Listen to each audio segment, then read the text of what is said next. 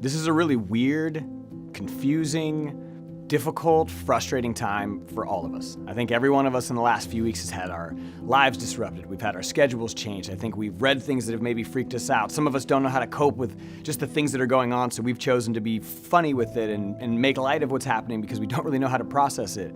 I think if you're watching this video right now, you probably feel a lot like all of us. You feel confused, you don't know what to do, and maybe there's this weird sense of uncertainty that you have. And I know that we're all feeling that way. But before we panic, before we freak out, before everybody loses their mind and buys all the toilet paper, I just want to take a second and maybe just pause. Let's just pause for a second and think about what this moment that we're all going to experience, whether we want to or not, is going to give us. It's going to give us something. Yes, it's going to take something. Yes, we're all going to experience loss. Yes, this is going to be difficult. I don't want to downplay any of that for a moment. But what I want to talk about for a second is there might be something that we can learn and something that we can gain from all of this. If you're new to this show, if you've never seen me sit on this crate and talk, what this show was designed to do was, it was designed to talk to kids in the classroom, where we talk about topics like success, we talk about topics like finishing well, about loving on each other, about courage and following your passions and being a good human. And the reason that we created this show was to have conversations in the classroom. And for a lot of you, that classroom is about to change. We're all going to experience this weird shift and this weird transition, but I don't think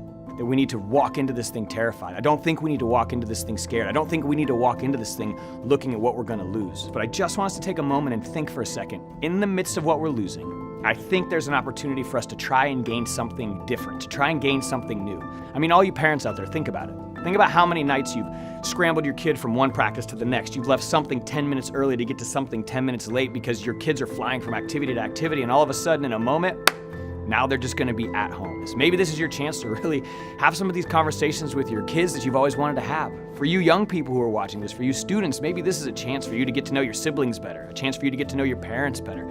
This is an opportunity for you to get to know yourself better. I really think that all of us have a chance to gain something from this, but I want us to be mindful. I want us to be mindful of all of the young people out there who are gonna experience things in ways that we can't fathom. There are around 4.5 million homeless young people in the United States of America.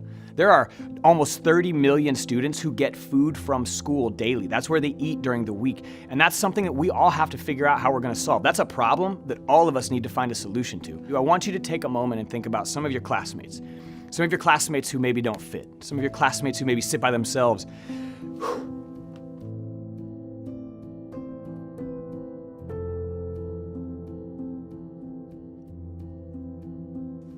I want you to think for a moment about some of those students at your school that maybe they don't fit. Maybe they sit alone at the lunch table every day. Maybe you've walked past them in the halls a million times and you've always wondered what their story was, but you never took the time to find out, and now they're just gonna be at home. And I want you to understand, there are a lot of you watching this. I know that you're gonna be forced to be at home right now, and that's a place you work really, really hard to not have to be. And so I want you all to understand that this now is a moment more than any other time where we need to be a community. And maybe you don't understand why everyone's calling school off, and maybe you don't understand why everyone's being quarantined. Here's what you have to understand. We're doing this because we care about the people around us. We're staying away from each other because we love each other. This whole idea of flattening the curve, what you need to understand, maybe you've made light of this whole thing. Here's what you need to understand. You need to understand that if we all got sick at the same time, the healthcare system couldn't handle it. But if we all got sick over time, we might have a shot at handling this. So one of the best things you can do for your community is self-quarantine. One of the best things you can do for your community is stay at home. Listen, it would be easy for all of us just to sit back and start binge watching all of our favorite shows. It would be easy for you to sit there and just scroll on TikTok mindlessly. It would be easy for you to read every single news report that comes out about what is happening and what you're gonna do about it and how crazy things are gonna get. That's easy.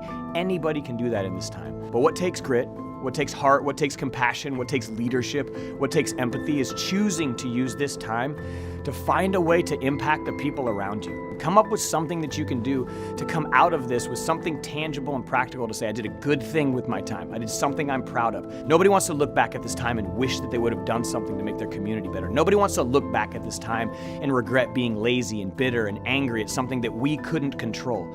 Every one of us has a chance as an individual to use this as a time to grow as an individual. We all have a chance to use this to try to love and make our communities a little bit better. We as a nation have an opportunity to come together, put our differences aside for a moment, and just love on each other. And to all you adults out there watching this, think about what you say. Think about what you talk about in front of your kids. Think about the things that you do on your timelines as well, because everyone's paying attention to everyone now. We're all gonna be looking at the same things, paying attention to the same stories, doing the same kind of stuff. My challenge for us is this: Let's not stay rooted in negativity. Let's not stay rooted in bitterness. Let's not stay rooted in frustrations. Let's find a way to stay rooted in hope. Let's find a way to stay rooted in optimism. I think we all need to try to find a way to stay rooted in love.